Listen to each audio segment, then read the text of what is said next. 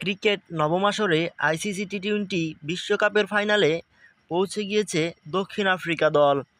এবারের বিশ্বকাপে দুরন্ত ছন্দে দেখা গেছে প্রোটিয়াদের। ৮টির মধ্যে ৮টি ম্যাচই জিতেছে কাগিসো রাবাদা ও ক্লাসেনেরা। এবারের টি-20 বিশ্বকাপে নিজেদের জাত চিনিয়েছেন দক্ষিণ আফ্রিকার পেসাররা। ওয়েস্ট ইন্ডিজের উইকেটে বোলাররা অসাধারণ পারফরম্যান্স করেছে। ক্যারিবিয়ানদের ডেরায় পছন্দমতো উইকেট পেতেই নিজেদের মেলে ধরেছেন রাবাদা ও জনসনেরা। আফগানিস্তানের বিরুদ্ধে সেমিফাইনালে দলের জয়ে মুখ্য অবদানও রাখলেন প্রোটিয়া বোলাররা। পেসার থেকে স্পিনার নজর কাড়লেন সকলেই, গড়ে ফেললেন বিশ্ব রেকর্ড।